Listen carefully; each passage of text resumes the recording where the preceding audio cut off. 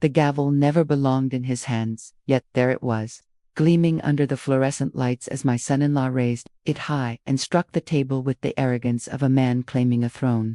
"This meeting is for decision-makers only," Stephen declared before the gathered relatives, his voice sharp enough to cut through my bones, and then, with eyes cold and deliberate, he turned toward me and added, "Which means, not you, Iris. My name is Iris Vale. I am 76 years old. A woman who spent 40 years behind the counters and sorting tables of our town's post office, delivering and preserving the small fragments of people's lives, letters from loved ones, wedding invitations, condolences, sealed in envelopes. I worked through snowstorms and heat waves, building a life out of envelopes and stamps, believing that every message mattered. Now, at the autumn of my life, I live with my husband, Harold Vale, once a railroad worker, now a frail 80-year-old with a fading memory. My fear has always been to be cast aside, forgotten after giving all I had." In that moment, Stephen made sure it began right there, in front of the very people who owed me their existence. Stephen, my daughter's husband, a lawyer in his 50s with a polished smile that conceals a relentless hunger for control, positioned himself at the head of the table as though he had built this family with his own hands. On either side of him sat my son Daniel and his wife Linda. Daniel, my eldest, is 52, a man who has built a small business and now cares more about appearances than integrity. He kept his eyes fixed on the papers in front of him, unwilling to meet mine. Linda, 50, practical and sharp-tongued, looked at me with the kind of weary disdain one reserved for an old chair cluttering the room. The air in the dining room felt colder than the Ohio winter outside. The house we were sitting in was not just a building. It was the home Harold and I had poured every paycheck into, the place where birthdays were celebrated, and where the children once ran through the halls. It was my anchor in this world. And yet, as I watched Stephen slam that gavel, I felt its foundation tremble under me. "I thought this was a family meeting," I said, my voice steady, though my heart thrashed inside my chest. "This is family," Stephen replied, spreading his arms toward Daniel and Linda. "Decision-makers, people who understand responsibility. We can't let emotions cloud what needs to be done." Linda's lips curled, and she nodded.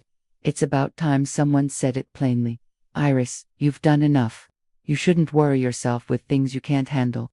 The words landed heavier than any blow. Done enough. As if my years of sacrifice, of holding double shifts at the post office, while Harold's back gave out on the rails, had simply reached a shelf life. As if the decades of cooking, sewing, paying bills, and helping my children through college could be stamped expired. Daniel finally spoke, his tone calculatedly calm. "Mom, Stephen just means that these decisions are complicated.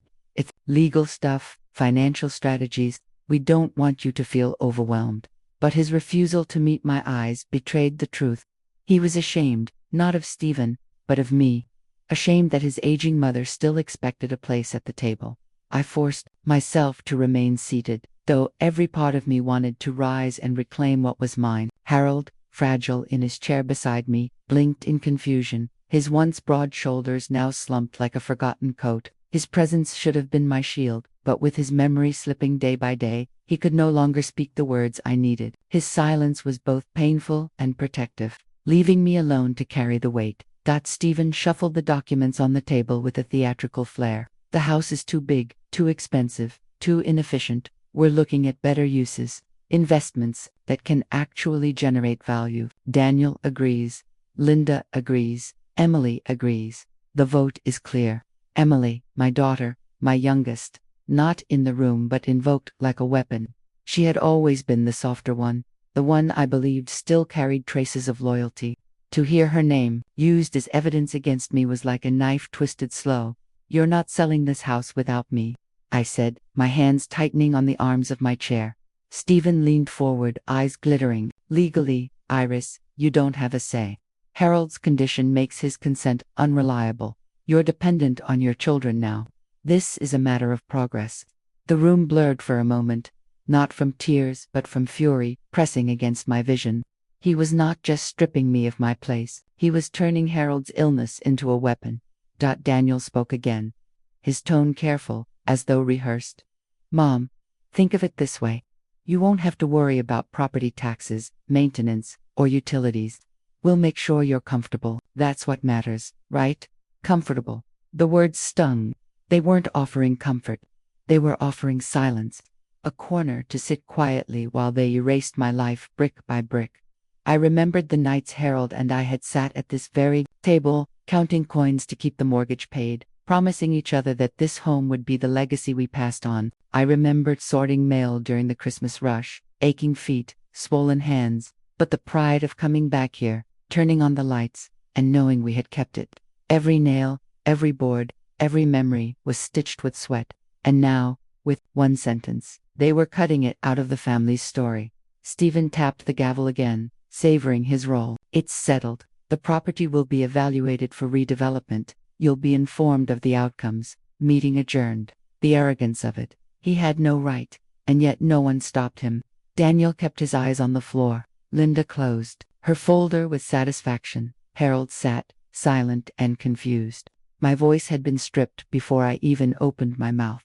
I stood slowly, each movement deliberate.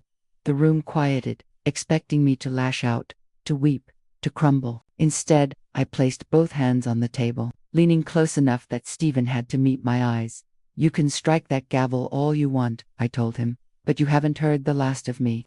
The words were simple, but I felt them ripple through the air, breaking the smugness that had settled over the table. For a moment, Stephen's smile faltered. For a moment, Daniel shifted uncomfortably, as if reminded that the woman before him had not raised him into a coward. I left the room without another glance, the cold winter light spilling across the hallway as I stepped out. The house seemed to groan with me, its walls whispering every memory that now hung by a thread. Outside, the frost bit at my skin, but the chill inside me was sharper. I knew then that this was not just about a house. This was about being erased, about my children trading gratitude for convenience, about a son-in-law deciding that my decades of sacrifice amounted to nothing.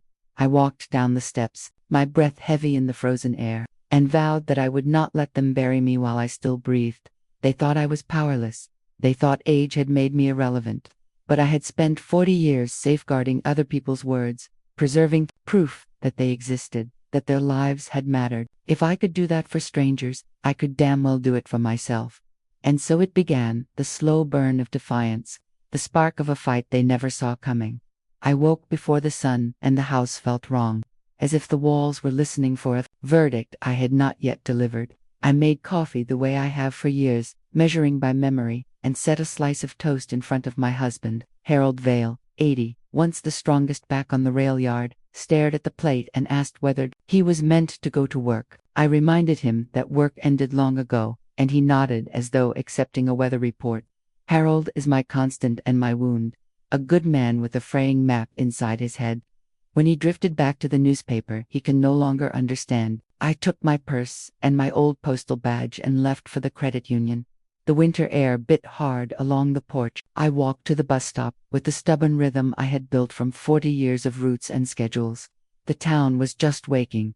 Salt trucks scraping the road, a jogger exhaling steam, a teenager in a hoodie bounding after a school bus. I watched all of it pass as if behind glass. My hands found the worn edge of my purse and closed there, steadying. I was not going to ask permission to look at my own money. Inside the credit union, a young woman with a neat bun and a winter scarf greeted me with the practiced kindness of someone trained to be kind. I told her my name and asked to see all activity on my retirement account. She brought over a man in a navy sweater who introduced himself as the branch manager. He asked if I had an appointment. I told him I had a life, and that would have to be enough. He printed the statements and rotated the screen so I could see. Lines of numbers formed a quiet march across the page. For a heartbeat I thought I had misread, the way Harold misreads headlines now. Then I found the column, marked distributions. The amounts were not small. They were not routine. They were pieces of me being peeled away. The manager explained that the distributions began 6 months ago and escalated 3 months after that. He kept his voice soft, as if speaking to a patient. He said there had been new authorizations filed, durable powers that allowed a family representative to manage accounts in the event of diminished capacity. He mentioned my son-in-law by name and said the paperwork listed me as consenting. He said the forms arrived the same week. A neurologist signed a letter regarding Harold's memory. He did not say manipulation. He did not say theft. He showed me my own name, rendered in a tidy cursive I barely recognized. I studied the signature and held it up beside my driver's license. The loops were mine, but they were careless, the kind I make when someone pushes papers at me in a hallway and says, "Be quick, it is standard, you are doing the responsible thing." I remembered a morning like that. Harold had struggled to find his shoes, then his coat, then his wallet. We were late for an appointment. My daughter Emily stood at the door with a folder and said she would handle the logistics. Emily is 45, my youngest, a woman whose gentleness reads as softness, until you notice the steel underneath. She told me that day the forms were for Harold's medical records and insurance. She has always spoken like a soothing hand over a fevered brow. I signed where she touched her finger to the page. I did not ask enough questions. That the manager asked if I wished to file an internal alert. He said the bank could place a hold pending review. He added that these matters become complicated in families, that it is best to keep calm, to gather information. To avoid escalations one cannot undo. I knew what he was asking. He was asking whether I wanted to start a fire that would burn my house down. I told him I wanted a copy of every authorization, the exact dates, and the names attached. He printed them in a stack that looked like a report card for a child who has not learned shame. At the counter, I set down my old postal badge next to the forms. The badge is scratched from decades of sorting bins and lifting sacks. It reads my name in block letters that cannot lie. I remembered the weight of keys on my belt, keys to mail cages and drop boxes and locked cabinets that cradled other people's secrets until they were ready to be opened. I had spent a lifetime guarding other people's letters from loss, and here I was with my own life reduced to a handful of signatures and a pattern of withdrawals. The manager watched me slide the badge back into my purse. I told him to note in the file that I did not consent to any further activity, and that I wanted the account frozen until legal review. He nodded. He chose his words carefully and said he would flag potential exploitation. He asked whether anyone might contest my decision. I said they could try. When I stepped outside, the cold slapped my face like a command to keep moving. I walked home instead of waiting for the bus. The streets were familiar in the way an old song is familiar, even when you can no longer place the lyrics. I passed the library where I once mailed bundles of interlibrary loans, the florist where Harold used to pick up carnations on payday, the church steps where couples pose for photographs they think will never fade. I let the town mark me with its landmarks and went on. At home, Harold had moved from the table to the window. He asked where I had been and whether the clocks were wrong. I told him that I had gone to check on what we built for old age. He nodded at the word we, and for a flash his eyes cleared the way they used to when he solved something mechanical in his head. He said he could fix the furnace this weekend. I told him the furnace was fine. His gaze drifted back to the glass, and he said it looked like snow. I thanked him for the weather report and folded the statements into a manila folder I had saved from the days when we carried everything in paper. Paper still tells the truth when people will not. I called Daniel. First, my son answered quickly, and his voice had the brightness he uses in meetings. I explained what the credit union had shown me. He said this was a misunderstanding, that Stephen had everything under control, that he had spoken with specialists who advised consolidating assets under a structure that would protect me and Harold from mismanaging our affairs. He said everyone was trying to help. He said I should rest. He said he would swing by later with groceries. He said so many gentle directives that when I hung up, my palms were damp as if I had been climbing a slick ladder. He never asked whether I had eaten. He did not ask what I wanted. That Emily called within the hour, as if my conversation with Daniel had set off a signal. She sounded careful, too careful, choosing each phrase as if navigating a rink. She said she thought we had agreed to trust Stephen's expertise. She reminded me of Harold's confusion at the doctor, and of the way I had to repeat addresses to him 3 times. She said she had placed my name on a document because I had said yes while rushing to the car, and she believed I understood. She said it was all standard, nothing sinister. She asked me not to make trouble. She said it like a plea, but I heard the pressure underneath. Emily has always hated conflict, and she has learned to avoid it by smoothing others into silence. I did not answer her with anger. That is a currency my children think they can spend for me until I collapse. I told her I would be picking up copies of all records. I told her any further decisions regarding the house or accounts would include me in the room, seated, with my papers and my eyes open. She breathed hard at the word include. then shifted to a tone I had heard when she was a girl, trying to escape a chore. She said she had to go. She did not ask about Harold's breakfast. The call ended with a soft sound I realized was the click of a boundary being set on her end. I packed a sandwich for Harold and left him with his favorite mug and the radio playing the baseball recap from last season. I have learned he is calmer when old games pretend to be new. Then I climbed the stairs to the dry storage closet where we keep boxers labeled by a younger version of me, in a younger version of my handwriting. I pulled down the bin-marked taxes, and the bin-marked mortgage, and the bin-marked warranties. Paper is heavy, and it cooled the burn in my hands. I sorted until I found a file I had half remembered from a decade ago. It held insurance policies, beneficiary designations, and the original letter establishing my individual retirement account. I laid them in order across the bed, like a map across a table. The designations had been changed 4 months earlier. The credit union had a copy of the new designation naming a trust I had not agreed to. The trustee was my son-in-law. I set my palm flat against the pile and counted my breaths until my pulse settled. Then, I did something I have always done when the world tilts. I wrote it down. I opened a notebook and documented dates, amounts, and names. I wrote what each person had said to me that morning, as neutrally as a carrier recording a delivery. Words become facts when they are timed and signed. By afternoon, Daniel arrived with the grocery bag as promised. He placed it on the counter like a peace offering and surveyed the kitchen he wants to renovate. He told me that selling would solve concerns I had about maintenance. He told me a buyer had already contacted Stephen. He told me I would love the new place. He told me the numbers made sense. He did not notice the stack of documents on the table until I slid them toward him. He glanced, swallowed, and suggested that emotions were running high. He said I was taking this personally. I told him there is no other way to take the dismantling of a life. Here is where my choice arrived. The one line I could control in a script being penned against me. Daniel said if I accused Stephen publicly, it would harm the family's reputation and any deal we might need if Harold required long-term care. He said the smart move was to stay quiet, to let him and Stephen handle it, to trust him as the eldest. He framed silence as loyalty, compliance as love. This is the bargain I know too many women my age accept because we think the peace we purchase will last. I looked at my son, a man I raised to say thank you and please, and told him that I would not trade truth for convenience. That is as much a prayer as a decision. He left soon after, promising to call with updates. When the door closed, I leaned against it and listened to the refrigerator hum, the only machine in the house that tells the truth by simply working or failing. I put on my coat and stepped into the back bedroom, where we keep a narrow filing cabinet that belonged to Harold's father. The bottom drawer sticks unless you coaxed it. I coaxed and it opened.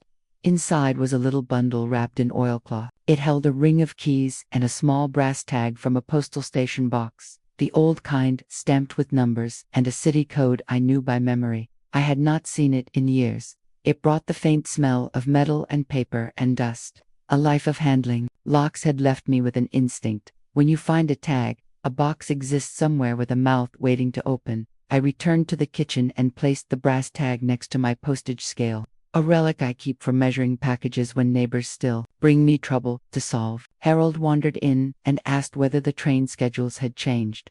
I told him we were right on time. He smiled and patted my shoulder in emotion. His hands remember, even when his mind does not.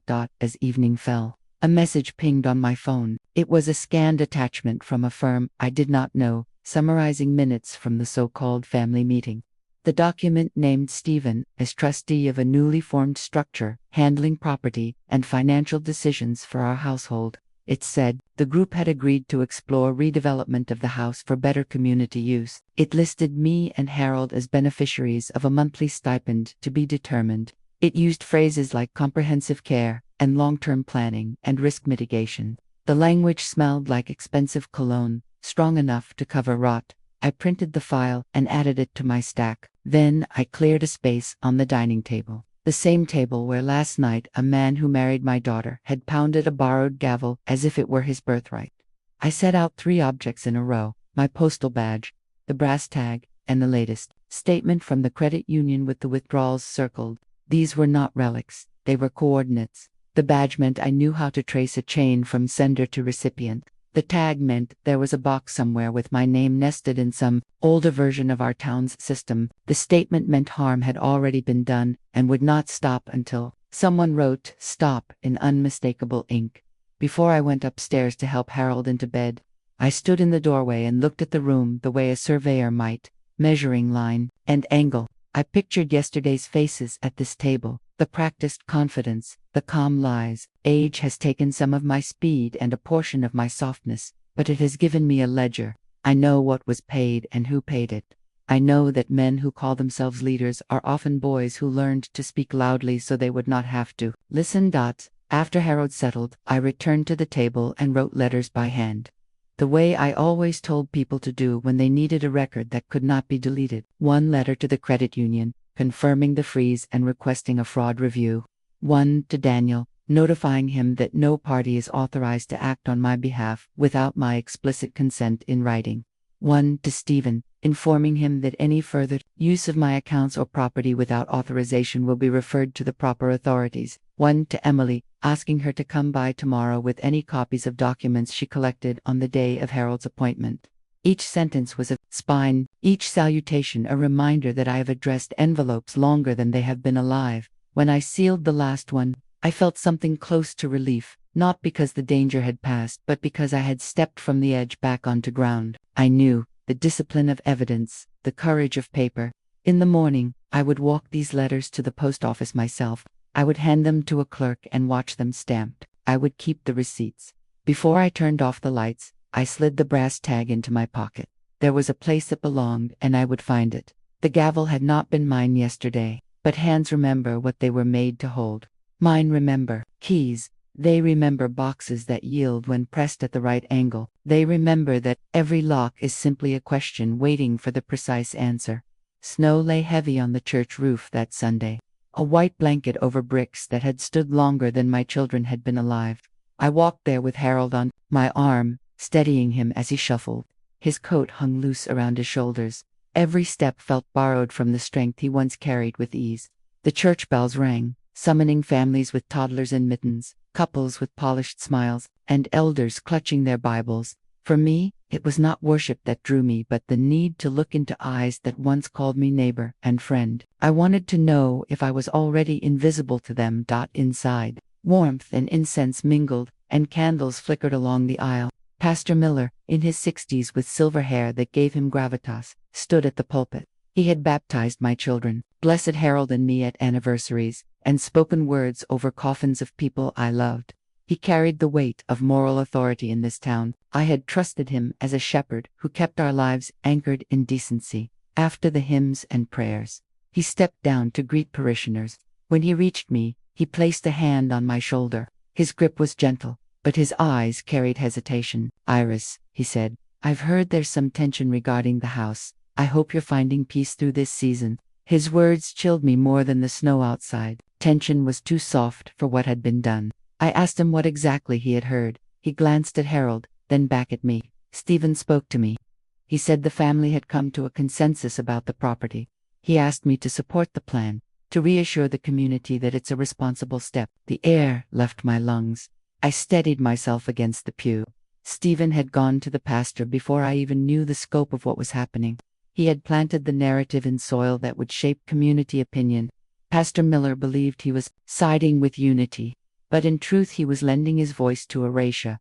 I told him firmly that there had been no consensus, that I had been barred from the table, that signatures were obtained under pressure and misunderstanding. His brows furrowed as though I had spoken out of turn. "Iris, I'm sure no one meant harm. Families often face challenges managing assets. Sometimes it's best to allow the younger generation to carry the burden." Younger generation burden. Words sharpened into blades. He was repeating the language Stephen fed him, dressed in the garments of faith. He saw me not as a woman with 40 years of labor behind me, but as a fragile figure clinging to walls she should release. I told him the house was not only brick and wood but memory, sacrifice, and the ledger of a life. He nodded politely, but I saw in his eyes that his position was already chosen. Harold tugged my sleeve, whispering if the service was over. I nodded and guided him toward the door. As we passed the bulletin board, I noticed a flyer pinned neatly under glass. It announced a community redevelopment initiative, with a sketch of condominiums and a wellness center. The address listed was our family home. My stomach clenched. Stephen had not only convinced the pastor but had circulated plans publicly, weeks before I even knew of them. Back outside, the sky pressed low and gray. Harold asked if we were going to lunch. I told him we had errands. I walked him home, settled him with tea, and sat at the kitchen table with the flyer in my hands. My son-in-law had already turned the town against me, painting me as an obstacle to progress. I needed allies, but allies were scarce. Daniel avoided calls after our last argument. Emily sent short messages about Harold's health but ignored my requests for documents. Linda pretended busyness. One by one, the branches of my family tree bent away from me. That afternoon, I carried the manila folder of bank statements and authorizations to the library. In the reading room, I spread them under the lamps and examined every page. Dates aligned too neatly. Stephen's name appeared on multiple filings. My own signature, repeated in clumsy strokes, betrayed the rush in which I had been cornered. In the margin of one form, I found a notation referencing Harold's medical evaluation. I realized they had used his diagnosis as leverage, not only to override his authority but mine as well. The realization cut deep.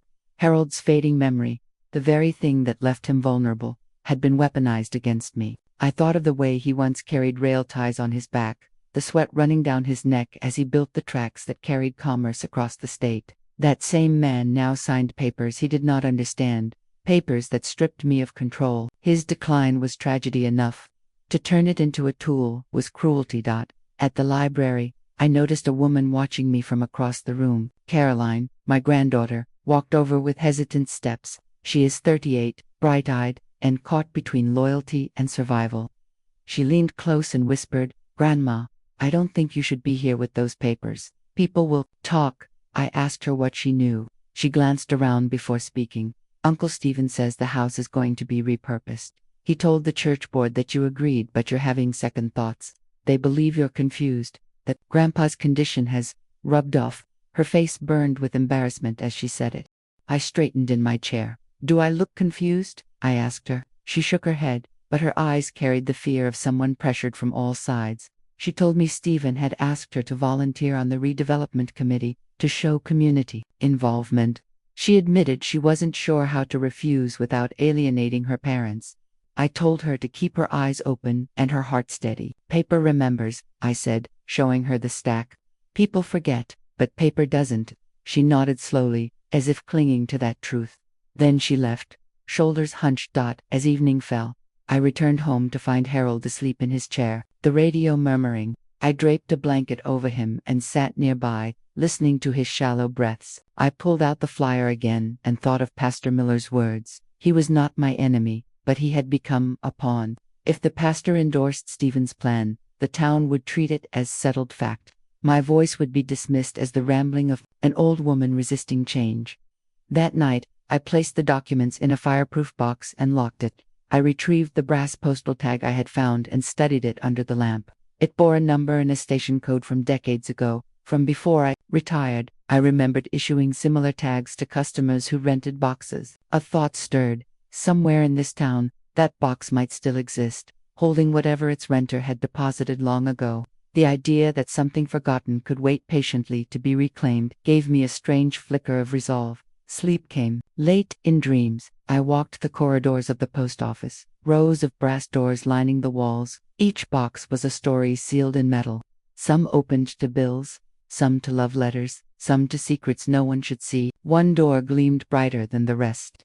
When I reached for it, I woke with my hand clenched around the tag. Morning brought no clarity, only the weight of what I had seen the day before. The pastor aligned with Stephen, the community already informed, the family silent. I cooked oatmeal for Harold, who ate quietly and asked whether we were going to the station. I told him soon. His eyes lit up for a moment, as if he remembered loading trains. Later, I called the old post office branch, now partly automated but still staffed. I asked whether the box number on the tag remained active. The clerk hesitated before confirming. It had never been surrendered, though it had been long unpaid. She said the contents, if any, would still be held. My pulse quickened.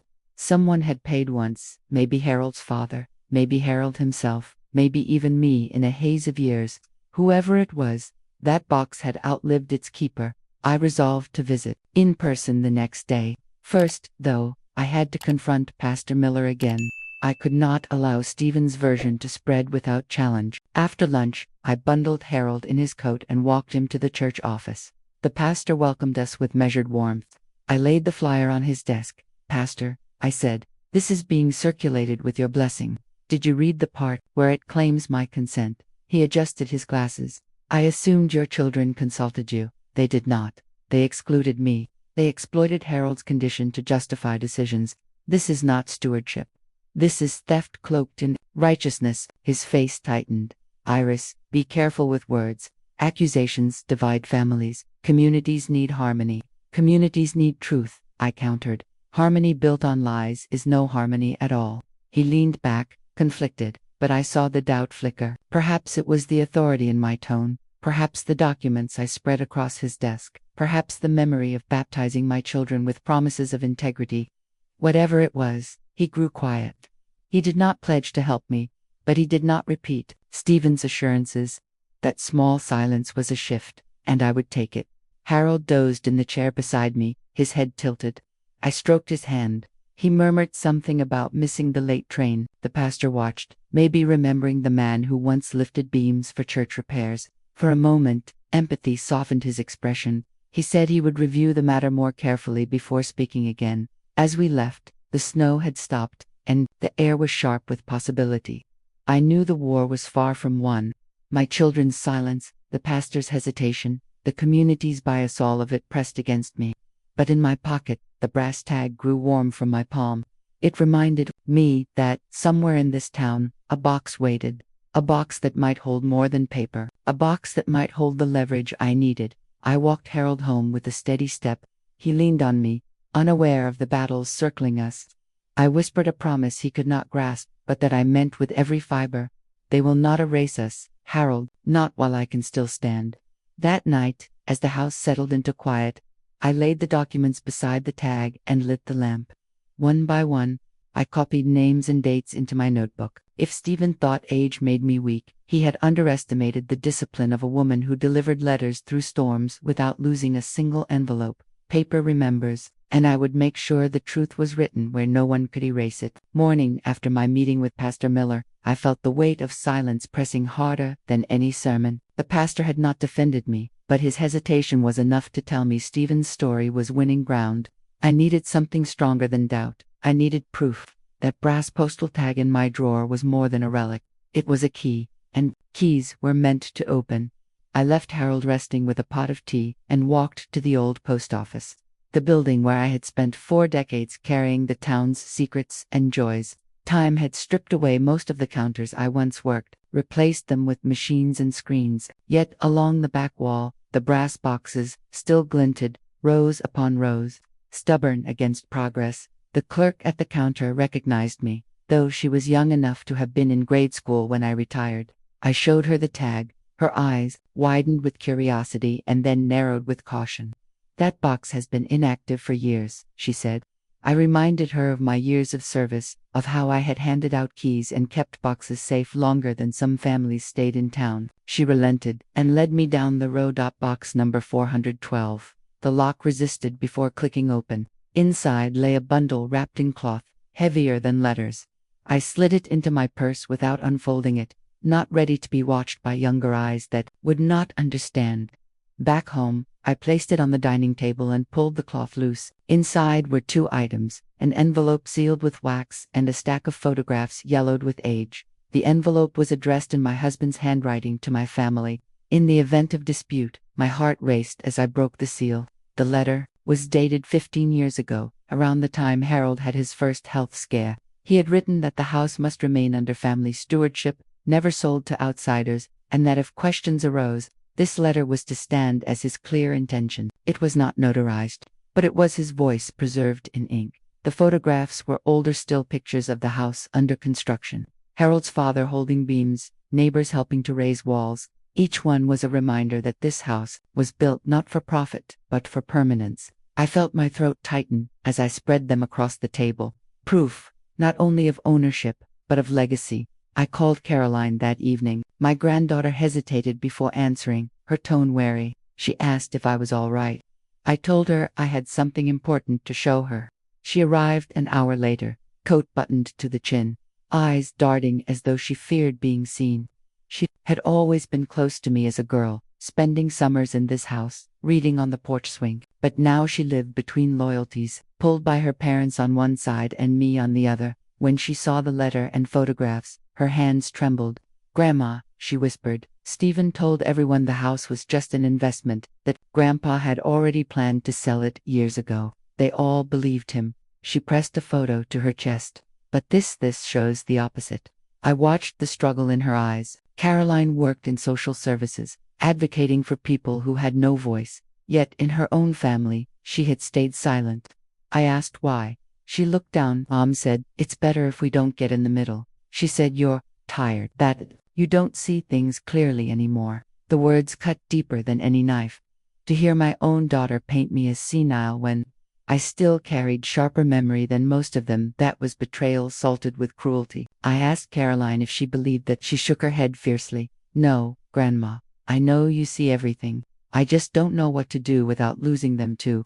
I told her that truth always costs, but silence costs more. She nodded, tears on her cheeks. She asked to keep a copy of the letter and a few photographs, to remind herself what was real. I agreed, but I warned her, "They will sense your doubt. They will try to turn you to. Hold fast." Later that week, Emily came by, with Harold's medical files, pretending it was a routine visit. She set them on the table and avoided my gaze. Her shoulders slumped as if the weight of her own choices pressed her down. I asked her directly, "Did you place my name on documents without telling me their purpose?" She stammered before admitting. "Yes," she said. "Stephen told her it was necessary for efficiency, that it would protect us." She looked ashamed, but she did not retract her loyalty to him. I opened Harold's files and found the report that noted his diminished capacity. My stomach turned as I realized it had been used as justification for transferring authority. I looked at Emily and asked, "Do you realize what you have done?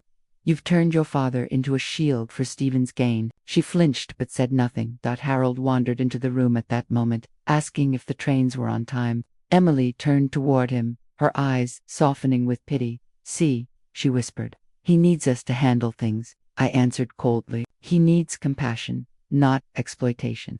Harold shuffled back to his chair, unaware of the storm brewing around him. That night, Caroline called again. Her voice shook. She said Stephen had confronted her about visiting me. He asked whether she had seen anything unusual. She lied to him, saying we only talked about Harold's health, but she warned me that Stephen suspected I was gathering allies. She whispered, "Be careful, Grandma. He doesn't play fair." I thanked her and hung up, then sat in the dim light of the kitchen with Harold's letter before me. My husband, even before his mind began to slip, had known there might be disputes. He had hidden this letter in a box because he understood his children might one day choose convenience over loyalty. The knowledge steadied me. He had not betrayed me. He had prepared me. In the days that followed, whispers spread in town. At the grocery, 2 women who had once shared recipes with me turned their backs when I approached the pharmacy. The clerk asked if I needed help remembering my prescriptions. Stephen's story was circulating. The old mother confused, the children stepping in to save her from herself. I carried my head high, though inside I felt the sting of being reduced to a caricature. At church the next Sunday, Pastor Miller approached me again. His tone was measured. "Iris, I urge you to think of your legacy. Letting go gracefully can be the greatest gift." I pulled the letter from my purse and handed it to him. "This is Harold's legacy, not Stephen's story. Read it." He looked startled, then folded the paper carefully. "I'll consider this," he said. As I guided Harold home through the snow, I felt the first ember of hope. With Carolyn holding copies, with Pastor Miller seeing Harold's words, with photographs that could not be denied, I had more than memory. I had evidence. Still, I knew the fight would sharpen. Stephen was a lawyer, skilled at twisting facts. Daniel valued reputation over truth. Emily had already bent her will to her husband's. Linda saw me as an obstacle. Alone, I was fragile, but with every document, every photo, every ally I could muster, I was rebuilding strength. That night, after Harold drifted to sleep, I placed the brass postal tag on top of the letter. The box had given me more than papers. It had given me confirmation that the past still spoke. Tomorrow, I would find a way to make its voice louder than Stephen's. I closed my eyes, knowing this was no longer about property or comfort. It was about dignity. And dignity, once stolen, can never be bought back with stipends or apartments. It must be fought for, fiercely, until the gavel strikes truth instead of lies. By the time February settled in, the snowbanks had turned gray, with exhaust and footsteps, and I felt the same erosion working its way through my name, in whispers at the market, in the sideways glances at church, in the polite pity layered onto greetings. I could hear Stephen's version of me tightening around my reputation like frost on glass. People were not confronting me directly. They were dismissing me quietly, and in some ways, that was worse. A shout you can fight, a whisper devours you without a sound. The letter from Harold and the photographs had given me a spark of strength, but Stephen's influence stretched wider than I'd anticipated. One afternoon, I opened the mail to find a statement from my pension account. The numbers stared back at me, lower than they should have been, far too low. I called the bank, my voice steady though my hands shook. They confirmed multiple withdrawals, each authorized with signatures I did not remember signing. I asked for copies, and when the fax came through, my breath caught in my throat. My own signature appeared, but the strokes were sloppy. Unlike the careful loops I'd always made, I knew then that someone had practiced my hand until they could mimic it enough to fool a clerk. That evening I laid the papers in front of Harold, hoping some spark of clarity might stir in him. He squinted at the numbers, shook his head, and muttered that he didn't recall. He rubbed his temples, like the figures themselves caused pain. Emily arrived while we were still at the table. I confronted her with the statements. She froze, then said Stephen had arranged temporary transfers for legal fees, promising it would all be rectified. The calmness in her voice, the rehearsed tone, told me she had practiced this line. She believed repetition could turn theft into necessity. I told her the account was my lifeline, my independence after decades of work. She dropped her gaze, mumbled something about the greater good, and gathered Harold's files as if paperwork were more important than flesh. Watching my daughter retreat like that, shrinking herself into Stephen's shadow, left me colder than the frozen air outside. A few days later, Daniel came by with Linda. My son's suit was perfectly pressed, his tie chosen for effect, not warmth. He sat at the table as if it were a boardroom, while Linda busied herself in the kitchen, opening cupboards without asking, judging what she found. Daniel told me, in his careful voice, that perhaps the best path forward was to let Stephen manage the estate and finances. He argued it would shield me from stress, that the community already viewed Stephen as the responsible party. He didn't say it outright, but I could hear the real reason in every pause. Daniel cared more about appearances than about justice. A public fight would tarnish the family's image, and in his world of networking and prestige, that was the unforgivable sin. I told him about the false withdrawals. He adjusted his cufflinks and asked if I was certain, as though my own eyes could lie. I placed the statements in front of him. He glanced at them briefly before pushing them back across the table, untouched, as if touching them would stain his hands. He leaned forward and whispered, "Mother, don't drag us all down. Some battles can't be won without collateral damage." I looked at my son and realized he had chosen silence as his armor, silence as his alibi. Linda chimed in then, asking how long I planned to stay in the house, whether it might be safer for Harold and me to consider a senior facility. The way she said safer was sugar over poison. She had never seen this home as sanctuary, only as real estate.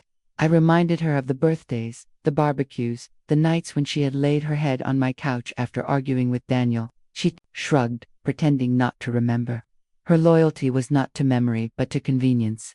After they left, I stood by the window and watched their car pull away. My reflection stared back at me in the glass holder, lined but unbroken. Every betrayal carried its own sting, but each also carved sharper edges into my resolve. They thought I would fade into confusion. That age had softened me into pliability. They forgot I had carried thousands of letters across storms, ensuring every one reached its destination. I was not fading, I was delivering. Caroline visited again soon after. She carried with her an unease, as though Stephen's suspicions had followed her. She confessed that she'd overheard a conversation between Emily and Stephen, in which they discussed using Harold's medical condition as justification for expedited transfers of assets. Caroline's hands trembled as she repeated the words. She asked if I wanted her to testify if things came to court. Her voice shook, but her eyes were clear.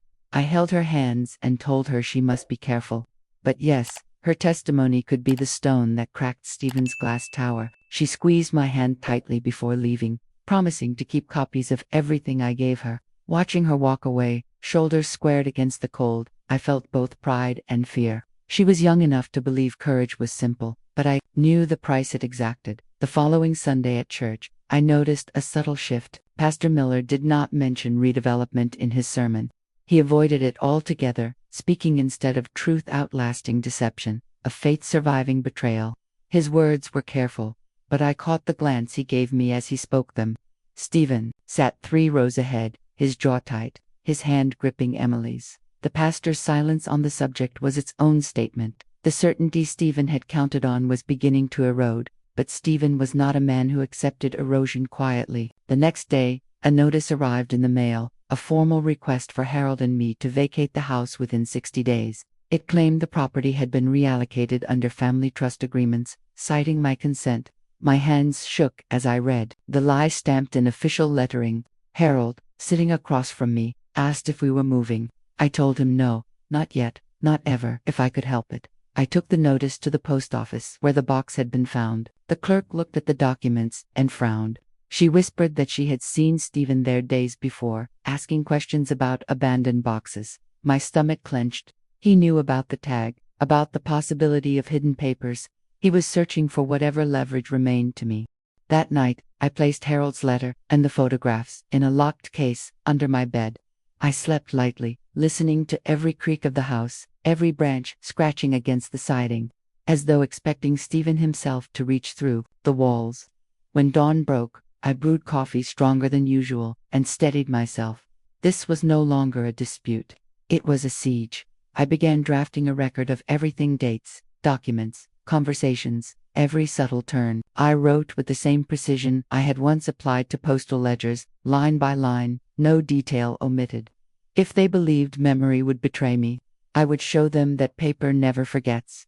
Caroline came once more, bringing a friend from her office, who specialized in elder rights. The woman advised me to seek counsel beyond Stephen's reach. She suggested an older lawyer known for his integrity, someone not impressed by Stephen's polish. She gave me a name, Mr. Alvarez. The sound of it stirred a memory. He had once been a customer at the post office, always polite, always respectful. The thought that he might stand with me felt like a light breaking through cloud. As Caroline and her friend left, Harold stirred in his chair and asked if the tracks were clear. I bent down and whispered to him, "Not yet, but they will be." He smiled faintly, perhaps catching some fragment of the promise. By the end of that week, I knew the battleground had shifted. Stephen had drawn the community, the pastor, even my children into his orbit. But I held something stronger than their silence. I held truth, inked on paper, captured in photographs, preserved in Harold's own words. And truth, though buried, waits with patience, sharper than any blade. The snow outside began to melt, trickling into gutters, clearing the sidewalks inch by inch. Watching it from the porch, I felt the same slow thaw within myself. They thought age made me weak. That memory, slipping from Harold's grasp, meant it had vanished from mine as well. But I remembered, and remembering was power. I closed the door that evening knowing this war had only one outcome. Either they erased me, or I carved my voice into stone, and I was not ready to be erased. The day Harold signed without knowing what he was signing, a part of me shattered. I returned from the market carrying a small bag of groceries, only to find Stephen's black sedan parked in our driveway. The sight of it instantly pulled my chest tight. Inside, Harold sat at the dining table with a pen in hand, a neat stack of documents spread before him. Stephen, immaculate in his dark suit, leaned over with that carefully crafted half-smile he used in courtrooms and fundraisers. I froze in the doorway. Harold's signature trailed across the bottom of one page, the ink still glistening. His hand trembled as he lifted the pen again. "Just a few more, Harold," Stephen said smoothly, his voice oiled with patience. "These are only formalities." I dropped the grocery bag onto the counter and stepped forward. "What is he signing?" My voice cracked like a whip in the stillness. Stephen straightened, mask of politeness never slipping. "Iris, these are routine trust updates," he replied, every syllable measured. Given Harold's condition, it's best to simplify things now rather than later. I pulled the papers from Harold's grasp. The heading on the first page stole my breath. Transfer of title. He had been tricked into signing away ownership of our home, the very roof that had sheltered our children and grandchildren. Harold blinked at me, confusion clouding his eyes. Did I do it right? He asked softly, like a schoolboy seeking approval. I could not answer him. My throat locked. Stephen calmly slid the papers back toward himself, unruffled. It's all legal, he said. Harold willingly signed. If you challenge it, you'll only embarrass him further. He gathered the documents as if they were his due, as if our lives were footnotes in his career. I wanted to strike him, to claw that smirk from his face, but instead I stood rooted, my fists trembling at my sides. After he left, Harold sat slumped at the table, asking if dinner was soon. He did not remember the pen in his hand or the weight of what he had just surrendered. I held him, feeling the fragility of his shoulders beneath my grip, knowing Stephen had found the cruelest weapon, not force, not even persuasion, but Harold's fading memory. He had turned my husband into a tool against me. That night I tore through our drawers and boxers, hunting for every document we still had: marriage license, insurance policies, utility bills, anything with a signature intact. I spread them across the living room floor, comparing Harold's careful old script to the shaky lines Stephen had coerced. I could see the difference. I could prove the difference. But I also knew how much Stephen relied on appearances. In the eyes of outsiders, Harold's pen on paper outweighed my protests. The next Sunday at church, Pastor Miller approached me after service. His face carried that weary neutrality he wore when trying to please all sides. He said he'd heard rumors that Stephen had mentioned Harold's gracious decision to ensure stability for the family.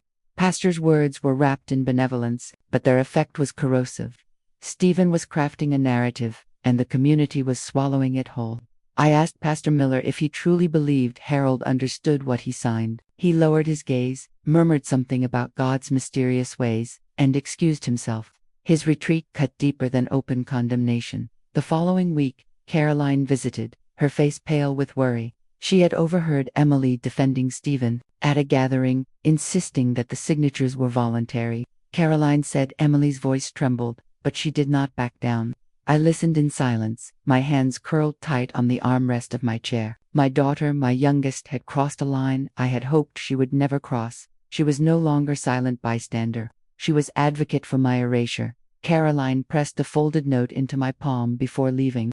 It was a copy of a memo Stephen had drafted outlining the transition of residence for Harold and me. At the bottom, in Stephen's precise handwriting, was the phrase "Prepare elder care placement options." I felt my stomach twist. They were already planning to move us, as if we were burdens to be managed, not people with memories and worth. That night Harold wandered through the hallway, calling for his keys, insisting he had a train to catch. I held him until he calmed, guiding him back to bed. He whispered, "Don't let them take the house, Iris. Don't let them."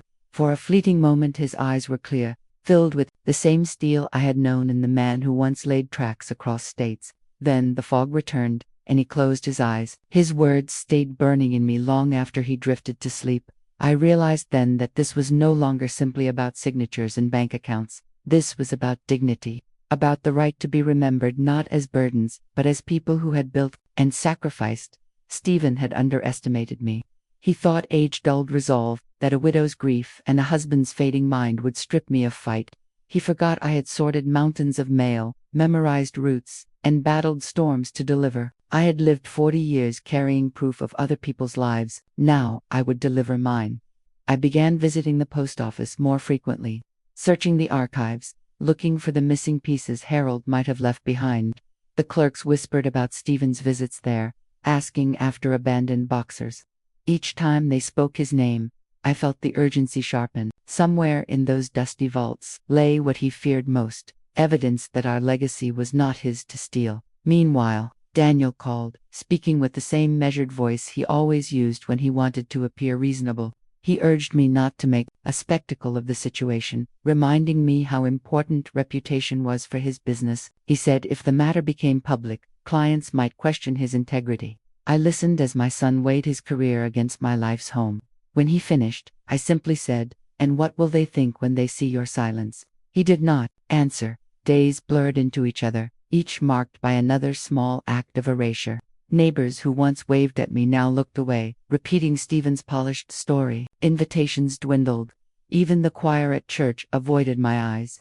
My world narrowed to the four walls of the house I refused to relinquish. Yet within those walls, I built my fortress. I catalogued documents, recorded dates, and prepared testimony. Each page I compiled was another brick against Stephen's encroachment. Then came the evening when Caroline rushed over, her voice tight with urgency. She had intercepted a courier envelope addressed to Stephen. Inside were drafts of a formal eviction order, prepared for filing. My name was on the top line, bold and undeniable. He was accelerating, pressing harder, convinced I would not withstand the pressure. Caroline asked what I would do. I told her the truth. I would not be moved by paper forged in deceit. That night, as I watched Harold sleep, I whispered aloud, more to myself than to him, "They think silence will bury me, but silence has weight, and one day it crushes those who carry it." The next morning, I made a decision. I would reach out to Mr. Alvarez, the lawyer Caroline's friend had recommended. If Stephen thought he had stripped me of allies, he would learn that history itself was my ally. Somewhere, in a box or a file, proof awaited, proof that Harold and I had built this life together, and that no forged signature could erase it. As the winter winds rattled against the windows, I stood taller, my resolve aflame in the cold. Stephen had crossed the line when he turned Harold into his weapon. Now, I would sharpen mine. The snow was melting into gray slush along the sidewalks when I finally held the letter in my hands. It was tucked inside an envelope, browned with age, the edges curled as if it had been waiting decades for someone to dare open it. I found it, at the post office, buried in a drawer of unclaimed items. The clerk, an old acquaintance who remembered my 40 years sorting and delivering mail, whispered that Harold had once left a box here, a safekeeping arrangement long before his mind began to fade. My hands shook as I slid the brittle paper free. The handwriting was Harold's, strong and steady from a time before tremors and memory loss. It was a letter addressed to me, written in the mid-90s. He confessed that he had mortgaged the house to cover Daniel's failed venture, promising he would repay it before I ever found out. "I wanted to protect Daniel from shame," the letter read. "But if I fail, Iris, know that every brick of this house belongs to your sacrifice, not mine." I folded the paper slowly, my chest hollowed out by the weight of it. Decades of silence explained in a few careful lines. Harold had hidden this truth, and Stephen had exploited it. My husband's mistake had cracked the foundation, but it was my son-in-law who was prying it open, and my children who were letting him. When I returned home, Harold sat dozing in his chair, a blanket slipping from his knees. I pressed the letter to my chest, staring at the man I had built a life with. He had betrayed me once, out of fear and pride, yet I could not hate him. What gutted me was how Stephen had twisted that secret into a weapon. Harold had tried to protect Daniel. Now Daniel hid behind Stephen's schemes, pretending silence was duty. That evening Caroline came by, her face pale. She had been to a gathering where Pastor Miller spoke about honoring Harold's wishes. Stephen stood beside him, nodding, solemnly, as if he alone carried Harold's voice. Caroline's anger was sharp. "Grandma, they're making it sound like you're resisting his decision, like you're selfish." I showed her the letter. Her eyes widened, then brimmed with tears. "So he mortgaged the house for Dad," she whispered. I nodded. "And now Stephen uses that paper trail to erase me." Caroline gripped my hand. "Then we'll use Harold's own words to restore you." But words on paper were not enough. Stephen was weaving a net of legality, layering signatures, statements, and witnesses. The community was already turning against me, lulled by his calm authority. I needed more than letters. I needed proof with teeth. The next day, I returned to the post office vault. The clerk handed me a box with Harold's name, etched faintly on the lid. Inside were old pay stubs, receipts, and a copy of a will drafted before Stephen ever entered our lives. The ink had faded, but the meaning was clear. Harold had left the house jointly to me and the children, with explicit protection against sale, without my consent. My fingers clenched the brittle paper. This was the weapon I had sought, the shield Harold had once intended for me, but holding it brought no triumph, only sorrow.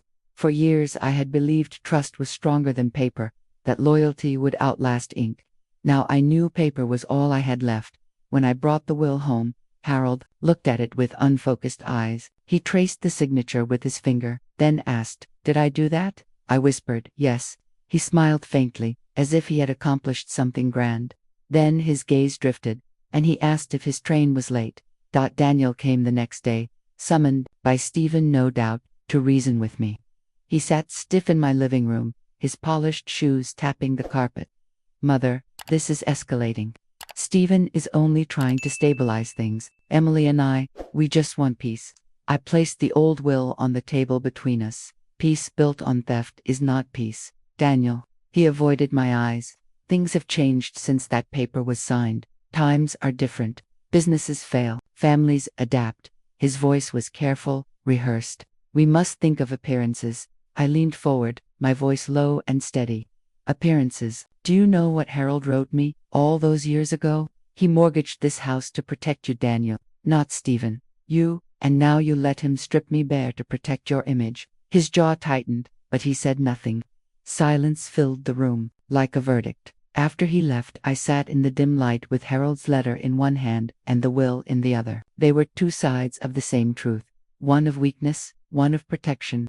Both had been buried, forgotten, until I unearthed them. Carolyn returned that night with news. Stephen was preparing to present Harold's decision at a public hearing, with Pastor Miller standing beside him as moral cover. The entire town would see me as obstinate, resisting my husband's supposed wishes. Caroline's eyes flashed. "You have to be there. If you let them frame the story, they'll bury you alive." I felt the old steel rise in me, the same resolve that carried me through storms with a mailbag heavy on my shoulder. I had delivered thousands of letters, each one a lifeline between people. Now I carried the most important delivery of my life, Harold's hidden truth. That night, as Harold murmured in his sleep, I spread the documents across the table. The letter of confession, the old will, the receipts. Proof that Stephen's empire of signatures was built on manipulation, not consent. I realized then that I was not merely fighting for walls and roof, but for memory itself, for the dignity of a life spent in service, for the recognition of sacrifice, for the right not to be written out of my own story. The wind rattled the window panes, but I felt unshaken. Stephen thought he had cornered me with silence. Yet silence had a sound, and I was ready to make the world hear it. The hearing was coming, and I would not arrive empty-handed. The room was already full when I arrived. Folding chairs lined the floor, the kind used for church picnics and school recitals. But tonight they were arranged as if for judgment. Neighbors, acquaintances, and faces I had known since my children were small filled the space. Their murmurs hushed when I walked in, though no one offered me a seat. At the front, Pastor Miller stood with his Bible in hand, his expression grave. Beside him, Stephen, sharp in his suit, commanded the air as though he already owned it. I clutched my bag tighter. Inside were Harold's old will, his confession letter, and the receipts I had dug out from that forgotten box. Paper was fragile, but it carried more weight than their speeches. Caroline slipped to my side, her hand brushing mine for reassurance. I kept my chin up. "Mrs. Vale," Pastor Miller greeted, his voice careful. "This gathering is meant to provide clarity for the family and community." He hesitated before adding, "I was told you might prefer to remain at home." Stephen stepped in smoothly, his voice loud enough for everyone to hear. "Yes, Iris, these matters can be difficult. We didn't want to burden you with technical details. Harold has already indicated his wishes. We are simply formalizing them." I stared at him, my blood steady but hot. "My husband's wishes?" I asked. "Or your invention of them?" A murmur rippled through the room. Stephen's jaw tightened, but he smiled as though indulging a stubborn elder. Harold signed the necessary documents. He entrusted me with their management. "We're here to protect the family legacy." Before I could speak, Emily appeared at his side. My daughter, my youngest. Her hair pulled back, her eyes fixed on the floor, her presence alone cut deeper than Stephen's arrogance. She placed a hand on his arm, as though confirming her allegiance. I forced my gaze away. If I faltered, they would see weakness. I opened my bag and laid the folded papers on the table. "This is Harold's original will," I said. My voice didn't rise, but the room leaned closer. "It states clearly that this house cannot be sold or transferred without my consent." Stephen's laugh was low and practiced. "Outdated documents, Iris, times change. New agreements supersede old ones. You of all people should know that." But before I could answer, A slow, deliberate voice cut through. Outdated, perhaps, but not irrelevant. The crowd shifted as an older man stepped forward, leaning on a cane. His suit was worn but tidy, his hair silver, his presence commanding without effort. It was Mr. Alvarez, a lawyer I had known decades ago, when Harold and I first bought the house. He had helped us sign the papers then, back when we believed signatures meant permanence. Stephen's smile faltered. Mr. Alvarez, I wasn't aware you were invited. You didn't invite me, Alvarez said evenly. I came because Iris asked for clarity. And I owe her that much. The old lawyer lifted the will from the table, adjusting his glasses to study it. This is legitimate. It may not reflect recent transactions, but it carries the force of Harold's intent at the time it was drafted. Unless nullified properly, it still holds. Whispers erupted across the room. Daniel shifted in his seat, his face tightening. Linda pressed her lips together, her hand heavy on his arm, warning him to stay silent. Stephen's voice rose, sharp. Now, intent is not binding. Legal procedure is Harold authorized. Alvarez cut him off by raising his hand. Intent matters. When fraught clouds procedure. He turned his gaze directly at Stephen. And I have reason to believe Harold's memory impairment was exploited. Any signature acquired under such condition is void. The silence that followed was thunderous. Stephen's practiced confidence flickered. He opened his mouth, but no words came. Emily looked stricken, her eyes darting between him and me, caught in the sudden unraveling. Alvarez reached into his case and drew out a small wooden gavel, worn smooth with age. He set it on the table in front of me. This was given to me years ago as a token of service, a symbol of authority in arbitration. Tonight, I hand it to you, Iris. You are the rightful voice in this matter. My fingers closed around the gavel's handle, the wood cool and solid. The sound of my heartbeat filled my ears. For a moment, all I could see were the years 40. At the post office, Harold's smile when we unlocked our first door together, the children running across this very floor. Every sacrifice distilled into this single object. The crowd waited. Some eyes were sympathetic, others wary. Pastor Miller cleared his throat, as though bracing himself to regain control. But I spoke first. For months, I have been told to stay silent, to step aside, to trust that others knew better. Tonight, I will not be silenced. I lifted the letter, Harold's words trembling in my hand. This is Harold's confession. He mortgaged the house to protect Daniel, not to erase me. And this, I raised the will in my other hand, is the proof that he never intended for me to be cast out. Every signature Stephen collected since then was taken under manipulation or confusion.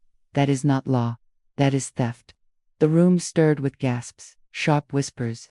Daniel's face drained of color, and Linda squeezed his arm tighter, as though to keep him from speaking. Stephen stepped forward, voice cracking for the first time. You're destroying your family, Iris. Think about appearances. Think about legacy. I raised the gavel high, then struck it firmly against the table. The sound cracked through the hall like thunder. The legacy is mine. It was built on my back, carried through my hands, kept alive by my sacrifices. I will not let you rewrite it. The shock of the sound stilled even Pastor Miller. Caroline smiled faintly, her eyes glistening, her hand pressed over her mouth. I lowered the gavel and looked at my children. Daniel, Emily's silence is not loyalty. It is betrayal, and it cuts deeper than lies. The weight of my words settled heavy across the room. No one answered. Not yet, but the balance had shifted. I felt it in the way Stephen's shoulders stiffened, in the way Daniel could not meet my eyes, in the way Emily finally turned her face away from her husband. I had not won, but I was no longer voiceless, and the gavel in my hand proved it. The echo of the gavel's strike still hung in the air when silence fell over the room. Everyone was watching me, some stunned, some unsettled, some calculating how to react. My hand trembled slightly around the wooden handle, but I steadied it on the table. Stephen's face flushed crimson. His jaw twitched as he struggled to regain his composure, his lawyer's mask slipping. This is absurd, he snapped. You think a dusty piece of paper and a sentimental speech can undo months of legal work. The community knows me. They trust me. I lifted my eyes to him. They trusted me once, too, when they brought their mail, their packages, their lives through the post office window. They trusted I would keep it safe. Trust is not what you claim. It is what you prove. And you, Stephen, have proven yourself unworthy. Emily let out a small sound, almost a sob. She reached for his arm, but he shook her off. Daniel finally rose, his movements heavy, as though the weight of his silence had grown unbearable. His voice was low, but it carried. "She's right." The room gasped. Even Linda's grip on him faltered. Daniel looked at me, eyes weary, ashamed. I knew what Stephen was doing. I knew Emily agreed. I didn't stop it. I told myself I was keeping the peace, protecting the family name. But what I really did was protect myself. I let you carry the humiliation, so I wouldn't have to. His words cut deeper than any document Stephen had waved in front of me. My son had stood by, letting betrayal unfold, because silence cost him less than truth. Linda hissed at him, but Daniel shook his head. "Enough. I won't hide behind appearances anymore." Stephen lunged forward, his voice sharp with desperation. "Do you hear yourselves? You're tearing this family apart in front of neighbors, in front of the pastor. Iris, you are destroying your own legacy." I struck the gavel again, the sound reverberating off the thin walls. "No, Stephen. The destruction came when you mistook silence for permission, when you mistook fear for loyalty. Tonight, I reclaim what was mine. Not just the house, not just the paper, but my place in this family's story. You don't get to erase me." Pastor Miller finally spoke, his voice quiet but clear. "The matter seems decided. Iris has the authority. The will stands until proven otherwise. And if Harold's capacity was compromised, then those later documents are void." Stephen's mouth worked, searching for a rebuttal, but none came.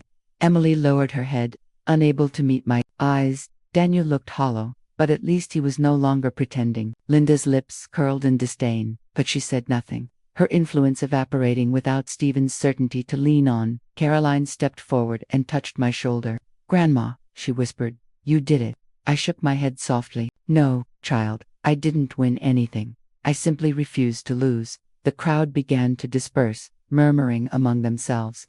Some looked at me with newfound respect, others with discomfort.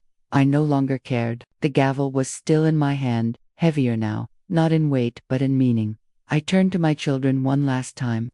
"Remember this night, not for the shame, not for the spectacle, but for what it showed you. Silence is worse than betrayal. It doesn't leave scars you can point to, but it eats through the bones until nothing is left. Do not mistake it for kindness ever again." And with that, I walked out of the hall, the gavel tucked under my arm like a final letter delivered after too many delays. Looking back now, I see the path not as a sudden storm but as years of cracks spreading beneath my feet. Betrayal doesn't come all at once. It comes in the small dismissals, the quiet refusals to listen, the way your words are brushed aside at the dinner table. That's how silence builds its power slowly, invisibly until the day you realize it has buried you. When I uncovered what Stephen and Emily had done, when I realized Daniel knew and chose to remain quiet, the wound wasn't just financial. It wasn't even about the house. It was about becoming invisible in the very place where I had poured my life. That is what women my age fear most. Not death, not even illness, but erasure. To be alive and yet unseen. The lesson I carry is this: you cannot wait for others to hand you your place. If you don't claim it, someone else will write your name out of the record. And when family betrays you, it may hurt to speak, but silence will cost more. To those listening who have felt pushed aside, I say this: do not confuse silence with peace. Speak, even if your voice trembles. The truth may not mend every bond, but it will save you from disappearing. If my story gave you strength, stay with me for the next one. There are more letters left to deliver.